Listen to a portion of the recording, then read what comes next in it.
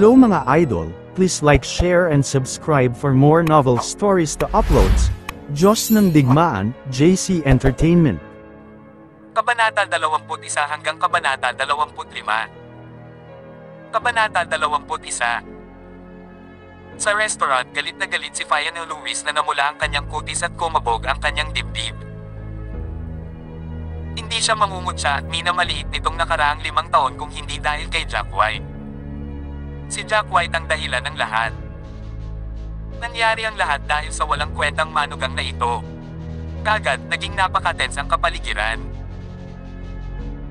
Naiisip ni Fiona sina Young Master Clark at Young Master Wilson na mga Young Masters ng second-class aristokratikong mga pamilya at mas mayaman kaysa sa Taylor family. Nang maiisip niya ang tungkol sa 50 milyon na handang bayaran ni Young Master Wilson bilang isang regalo sa kasal. Ang tanging nais niya ay agad na itaboy ang veteranong brat na ito sa kanyang harapan. Kinasusuklaman niya kung paano sinamantala ng brat na ito ang kanyang lasing na anak sa gabi ng kasal at hinding-hindi niya ito mapapatawad. Sa sobrang daming nakatingin sa kanya, gusto niyang makita kung paano tatapusin ni Jack ang bagay na iyon.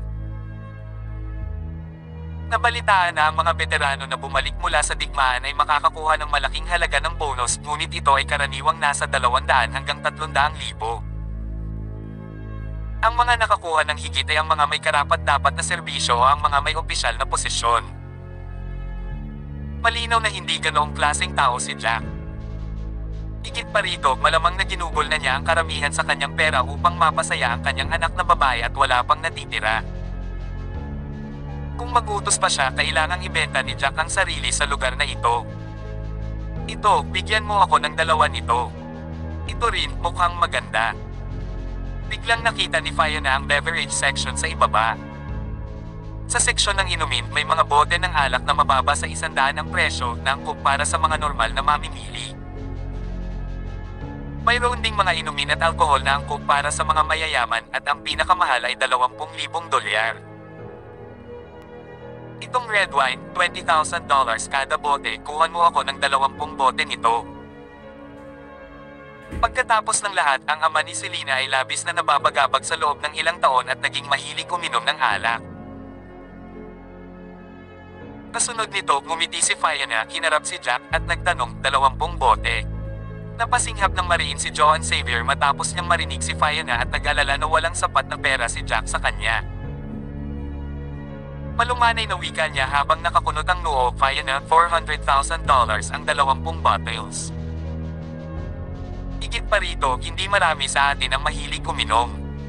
Paano natin matatapos ang napakaraming alak? Isa pa, napakalaking halaga ng pera. Iisang pamilya tayo, bakit mo ito gagawin? Nagmamakaawa na wika ni Joan. Sino ang pamilya mo? Iyon lang ang iniisip mo at sa tingin ko ay hindi. Malamig ang ngiti sa labi ni Fiona. Lady, maaari kang umorder ng mas maraming alak mamaya kung sa tingin mo ay kulang ito. Gayunpaman kung nag-order ka ngayon, hindi ito maibabalik kahit na hindi mo binuksan ang bote. Maaari naming gayunpaman ay reserve ito para sa iyong susunod na pagbisita. Nakita rin ng magandang waitress na ang biyanang ito ay halatang sadyang mayabang sa kanyang manugang na hindi niya gusto, kaya nagsalita ang waitress para ipaalala sa kanya. Walang problema, kaya nating alisin kahit hindi natin tapusin. Kailangan niyang maging mayaman para maging manugang ko. Ibinalik ni Fiona ang menu sa waitress. Noon lang siya tumingin kay Joan na may pekeng ngiti. Joan, hindi mo dapat ako kunin bilang biyanan ng anak mo ngayon. Sinasabi na ang pag-aasawa ay nangangailangan ng parehong tao na magmula sa parehong katayuan sa lipunan. Hindi kami magkaklase. Higit pa rito, sinabi niya na bibigyan niya ako ng $10 milyong na regalo sa kasal. Mas mabuti pang pag-usapan natin ang relasyon natin pagkatapos bayaran ng anak mo ang $10 milyong betrothal gift. Patuloy na sabi ni Fiona. Nay, hindi ka ba nagso-overboard sa paggawa nito? Napakalaking halaga nito, gusto mo ba talagang magkagulo si Jack? Si Selena Taylor ay labis na nagalit. Hindi niya alam na magiging malupit at mapanlilibak ang kanyang ina. Pinayagan niya akong umorder kung gusto ko. How am I acting overboard? Nakakatawa yan. Kung hindi mo kami kayang i-treat sa isang pagkain, bakit ka pumayag? Napakahirap ba talagang kilalanin na ikaw ay mahirap at kulang? Tanong ni Fiona na parang hindi nahiya na pinagmamasdan sila ng mga tao sa paligid bilang biro. Selena, ayos lang. Nanay mo siya at nanay ko rin. Ayos lang kung gusto niyang kumain ng mas masarap na pagkain.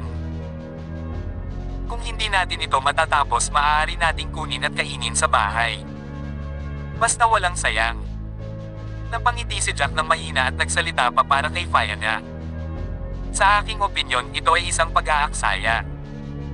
Napatikip ng bibig si Selena at hindi napigil ang bamulong. Ilang sandali pa ay nagsimula na ang malaking pagkain. Inihain ng mga masasarap na ulam at inilagay sa harap ni Jack at ng iba pa. Kumain ka pa, Kylie. Nakatingin sa munting lumulunok ng laway sa tabi ng mesa, nakangiti si Jack habang hinahain ang mga pagkain nito.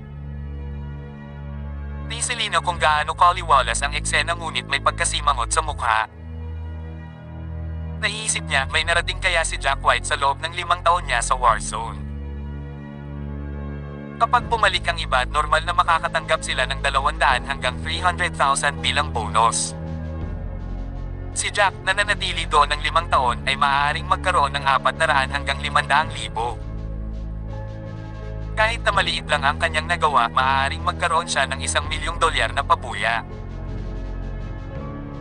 Kung ito ang kaso, ang pagbili ng mga damit at iba pang mga bagay ngayon ay nagkakahalaga sa kanya ng humigit kumulang 200,000, maaaring may 800,000 pa si Jack. Ang lahat ng mga pagkain nasa mesa kasama ang red wine ay tinatayang nasa 500,000. Dapat may sapat na pera si Jack, naisip niya. Gayunpaman, ang pera ay ipinagpalit sa buhay ni Jack sa matinding kahirapan. Nakaramdam siya ng pag-aatubili na ang pera ay kinain sa isang pagkain. Syempre, nakaramdam siya ng kaunting ginhawa sa kanyang puso dahil handang i-invest ni Jack ang lahat para sa kanya. Tila nakahanap siya ng isang mabuting lalaki mula sa kanyang pabigla-bigla. Darling, ano bang iniisip mo? Pagsimulang kumain. Humiti si Jack, kumuha ng isang piraso ng hipon at inilagay sa mangkok ni Selena. Come, kain na tayo. Napatingin si Selena kay Kylie na masayang kumakain. Isang matamis na ngiti ang sumilay sa kanyang mukha. Gayunpaman, ang hindi nila namalayan ay nag-walk out agad ang isang security guard nang makita niya sina Selena at Jack. Nagtungo siya sa kalye sa labas at tinawagan si Young Master Wilson na umiinom ng alak. Habang tinapos ni Young Master Wilson ang tawag, agad na nagtanong si Ivan Taylor na nasa tabi niya, "O Young Master Wilson, ano ang problema? May nakipag-ugnayan talaga sa iyo ng gabing-gabi na. Yung basurang manugang na nagpakasal sa pamilya ng asawa. Dinala talaga ang Diyosa kong si Selena para maghapunan sa high-end na restaurant na pag-aari ng pamilya ko. Tila nakabalik na ang binatang ito mula sa ukbo at nakakuha ng pera. Nag-order siya ng 20 bote ng red wine na nagkakahalaga ng $20,000 bawat isa. Walang awa na kinagat ng mataba ang drumstick ng manok sa kanyang kamay at muling sinabi, "That motherfucker, I'm f***ing mad. Mas mayaman ako sa walang kwentang veterano.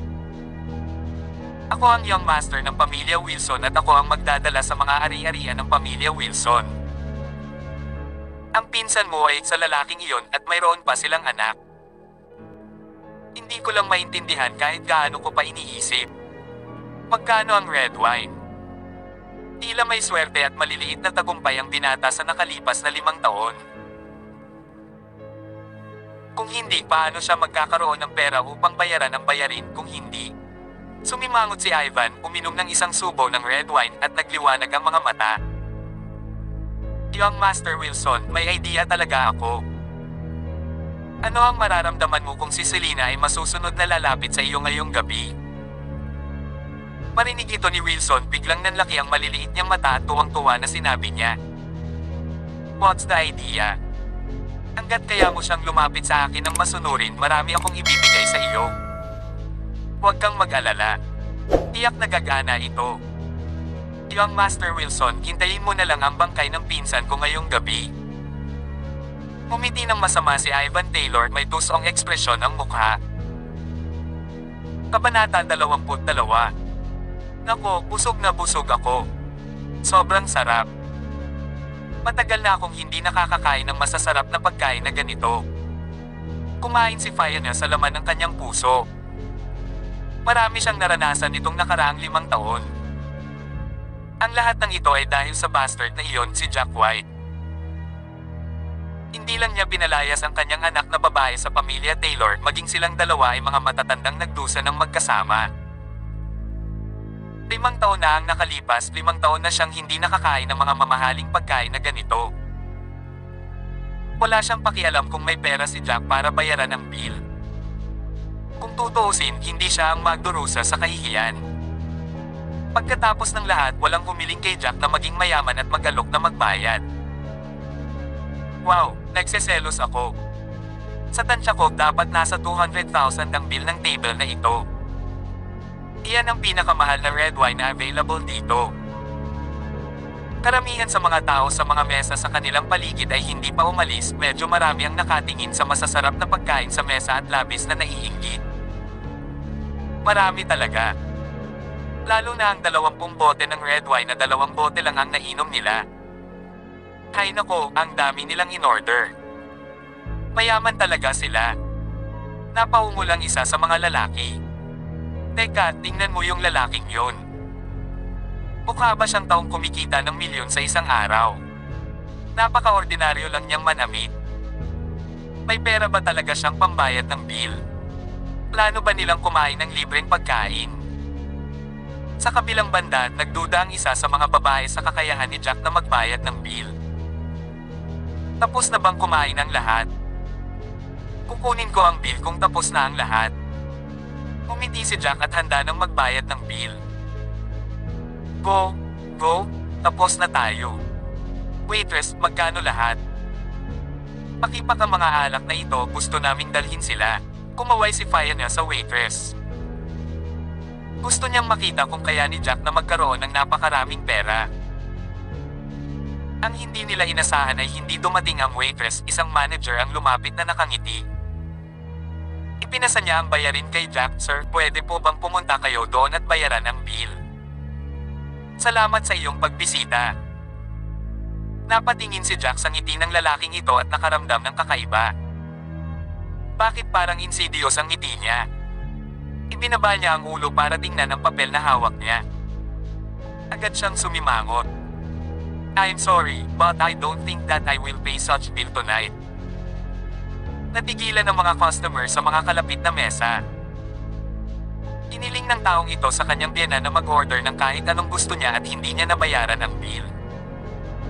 Freak me, nandito talaga ang mga taong ito para sa libreng pagkain. Paano sila magiging walang hiya?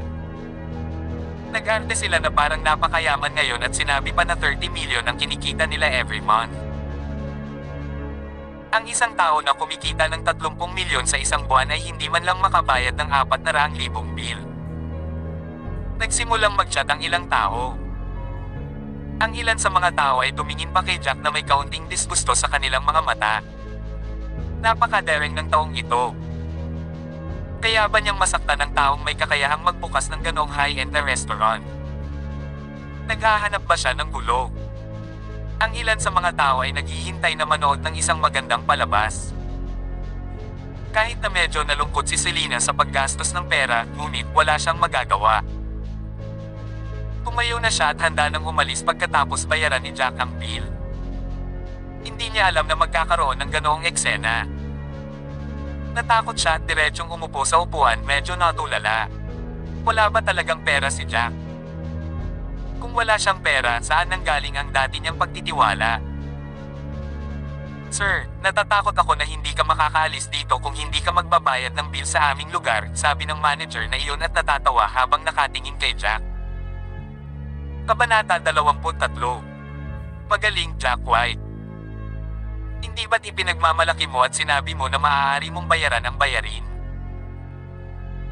Hindi ba ikaw ang nag-utos sa akin ng kahit anong gusto ko? Inaamin mo na sa wakas na wala kang pera, di ba? Dahil wala kang pera, bakit kailangan mong magyabang ng higit pa sa iyong mga kakayahan upang mapahanga tayo? Selena, tingnan mo ito. Karapat-dapat ba talagang pakasalan ng taong ito? Galit na galit si Fiona sa mga sandaling iyon. Kinailan niya si Andrew Taylor at sinabing, "Go go go, umalis na tayo." Iwanan mo siya dito at tingnan kung paano niya aayusin ang bagay na ito. Pinaglilingkuran siya ng tama kahit na siya ay mapatay. Bakit mayaman kung wala siyang pera? Jack, binago mo talaga kami. Galit na galit din si Andrew. Magsabi ka lang ng totoo kung wala kang pera. Hindi sana kami mapapahiya. Sinasabi mo na may pera ka kapag wala at gusto mo kaming i-treat sa isang pagkain. Paano namin maibibigay ang aming anak sa isang tulad mo? Jack, anong nangyayari? Totoo bang wala kang pera? Huminga ng malalim si Selena, tumingin kay Jack at nagtanong. Mapait na ngumiti si Jack, ipinasa ang bill kay Selena at sinabing, "Hindi dahil sa wala akong pera, dahil wala talagang paraan para magbayad ng ganoong bill at hindi ko ito babayaran." Tiningnan ito ni Selena na may pagdududa na nakasulat sa buong mukha niya. Pagkatingin niya, biglang nagdilim ang ekspresyon ng mukha niya. Pagtingin sa manager, sinabi niya, "Mister, anong nangyayari? Halos 400,000 lang ang ginastos natin, bakit mahigit 4 na milyon ang bill?" Hindi pwede. Inagaw ni Fiona ang bill. Tiningnan niya ito ng detalyado at saka tumingin sa manager na nasa harapan nila. Anong meron sa lugar na ito? Ito ay pagnanakaw. Hindi ba 20,000 ang alak na ito kada bote? Bakit sinisingil ito bilang 200,000 kada bote? Nagkamali ka ba at nagdagdag ng karagdagang 0? Patawad. Ito ang tamang presyo. Nagkataon na ang 20 bote ng alak na ito ay dinala sa pamamagitan ng air freight kaya lahat ng alak ngayon ay tumaas ang presyo. Umorder ka ng 20 bote at iyon ay 4 na milyon. Kasama ang pagpepresyo ng mga ulam, ito ay 4 na milyon at 80,000. Hindi ba? Tumawa ang manager na iyon at muling sinabi, "Natatakot ako na hindi ka maaaring kumilos ng hindi tapat ngayon kahit na gusto mo. Kailangan mong magbayad para sa bill. Ikaw, isa itong scam. Ang iyong tindahan ay nandaraya. Ito ay nakasaad na 20,000 para sa bawat bote sa menu." Galit na galit si Selena. Napagtanto na lang niya na mali ang pagkakaintindi niya at ng iba pa kay Jack. Hindi dahil sa ayaw magbayad ni Jack ng bill, totoo naman na hindi siya dapat magbayad ng ganoong bill. Oo, total scam ang shop mo. Ang isang mesa ng mga pagkain tulad nito ay hindi kailanman nagkakahalaga ng 4 na milyon plus. Parehong galit na galit sina Fiona at Andrew dahil hindi pa sila nakakaharap ng ganoong kaso. Hindi nakapagtataka kung bakit walang pera si Jack para bayaran ang bill. Paano niya nababayaran ang ganoong kamahal na bayarin? Parang hindi mo mababayaran ang bill, ha? Pumalakpak ang manager at may 20 tao ang sumugod sa likod ng restaurant. Lahat sila ay mukhang mabangis. Si Fiona, na orihinal na nakikipagtalo sa kanila, ay natakot at nawala ang kanyang dating kadakilaan. Agad niyang sabi sabay ngiti, Hoy, gwapong lalaki, mali siguro ang naalala mo. Umorder lang kami dahil nakita namin ang presyo sa menu at 20,000 talaga kada bote. Kung ayaw mong maniwala, tanungin mo ang waitress dyan. Halika, dalhin ang menu at hayaan silang tumingin. Kinawayan ng manager ang kanyang kamay sa magandang waitress, mabilis na lumapit ang waitress na may dalang menu at iniabot ito kay Fiona. Tingnan mo. Hindi ba 20,000 dito? Hinawakan ni Fiona ang menu at agad niyang itinuro ang presyo at sinabi, "Itong babaeng ito, tingnan mong mabuti. Ilan ang mga zero dito? Ito ay 5 zero, hindi 4. Ito ay 200,000 kada bote." Malamig na ngumiti ang matabang manager habang sinasabi ito. Maingat na binilang ni Fiona habang dumilim ang mukha. Bakit 5 zero? Ito ay talagang 200,000 bawat bote. Kabanata 24. Let me have a look, let me have a look. Kinuha din ni Andrew ang menu at maingat itong tiningnan. Dumilim ang mukha niya nang matapos niya itong tingnan. 4 na 0 lang ang nakita ko ngayon. Bakit 5 0 na ngayon? May malabo ba kayong paningin ng isang matandang tao? Noon pa man ay 5-0, malamang mali ang nakita ninyo. Nakangiting sabi ng matabang manager, kahit ano pa kailangan mong magbayad simula nang ikaw ang nag-order. Nagningning ang mga mata ni Fiona at muling nagsalita matapos itong isipin. This is none of our business. It's Jack White, siya yung nag-treat sa amin ng dinner. Pwede namang umalis yung iba sa atin, di ba? Sumunod ka na lang sa kanya.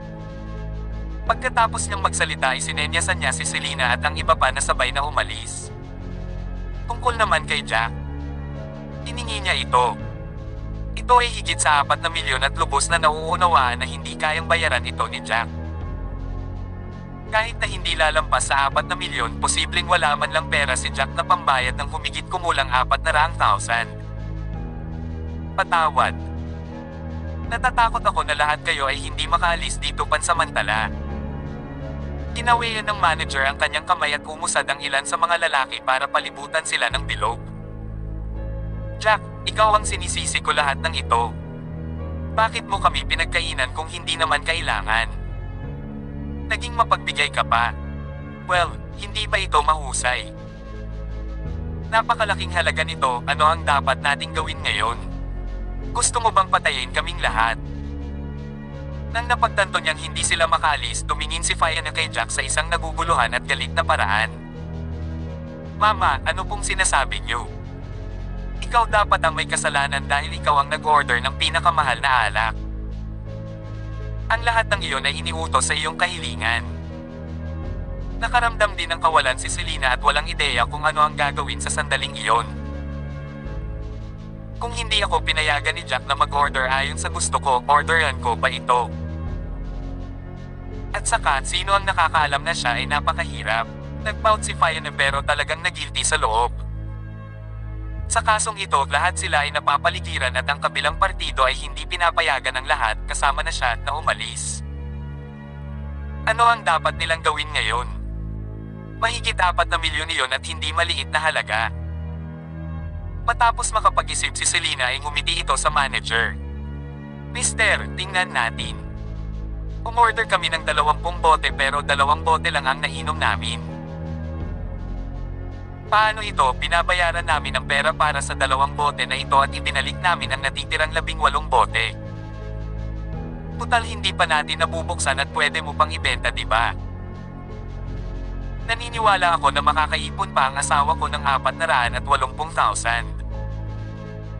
Oo, 2 bote lang ang nainom nila, kunin mo na lang ang pera para sa 2 bote. Hindi na nakatiis ang iilan sa mga nanunood. Halatang sinasadya ng mga tao sa restaurant na ito. Nakita rin nila ang menu at ang pinakamahal na alak ay 20,000 lang kada bote. Ano ang kinalaman nito sa inyo? Lumingon ang matabang manager at tinitigan ang kabilang partido bago tumalikod at sinabi kay Selena. Young lady, the situation here is you must pay after you made the order. Naniniwala ako na sinabi ito sa iyo ng aming waitress. Maaari mong iwanan ito sa amin dito o kunin kung hindi mo matatapos. Gayunpaman, kailangan mong bayaran ang bill sa sandaling gumawa ka ng order. Ano ang pinagkaiba ng ginagawa mo sa pagnanakaw? Inailan ni Jack pabalik si Selena at malamig na sinabi. Kung mali lang ang nakita ng isa sa atin, siguradong kilig, pero marami kaya sa atin ang sabay-sabay.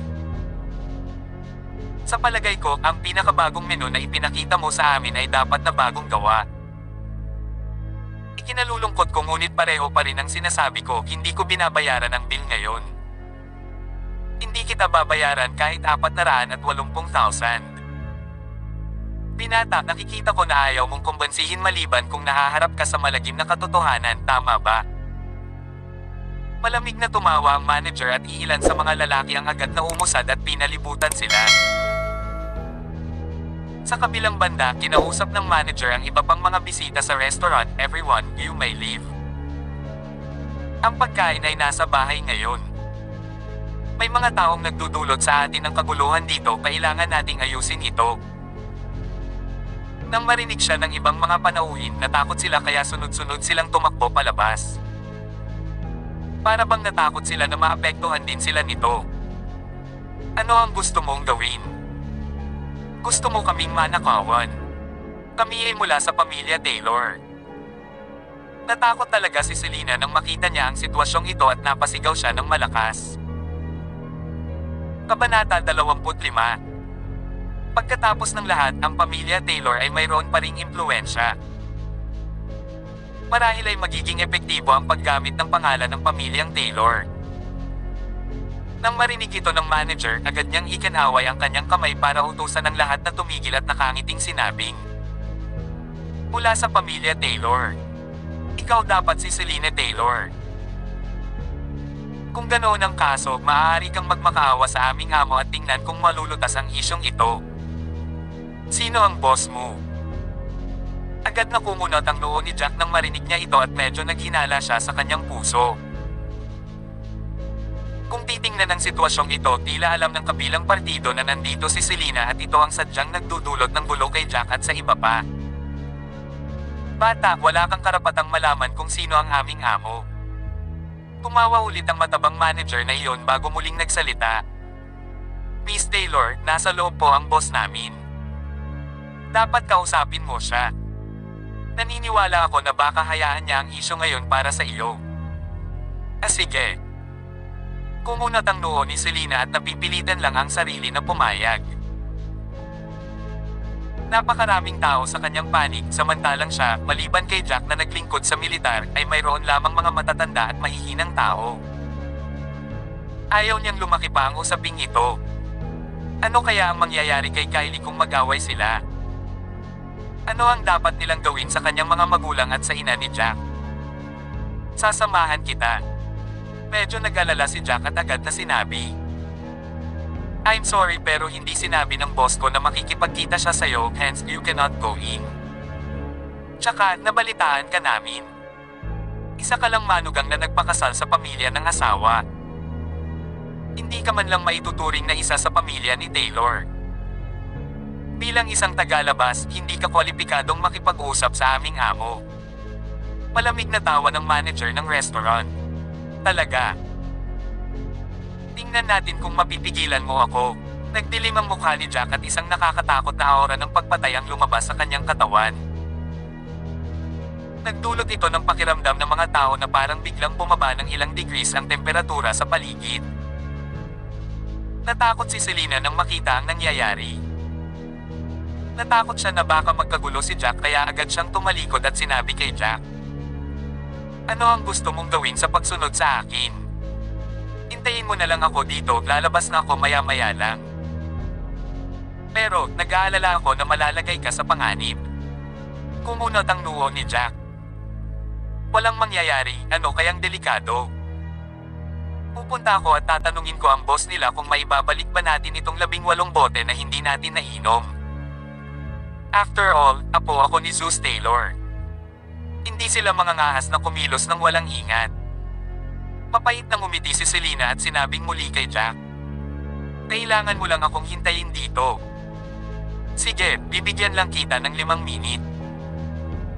Kapag hindi kita nakitang lumabas pagkatapos ng 5 minuto, papasok na ako." Nakita ni Jack ang nagmamakaawang tingin ni Selena sa mga mata niya at tumanggo lang siya. Ayaw niyang mag-alala pa si Selena para sa kanya. Higit pa rito, hindi niya nais na masaktan ng sino man sa paligid ni Kylie. Hindi maganda kung nakita ito ni Kylie at naging dahilan para matakot ang bata. Okay, tumanggo si Selena bago pumasok sa loob kasama ang matabang lalaki. Lumakad sila papasok sa restaurant at umakyat sa ikalawang palapag bago pumunta sa harap ng pinto ng isang pribadong silid. "Inihintay ka na ng boss namin sa loob. Huwag kang matakot, sigurado akong kilala mo ang aming amo.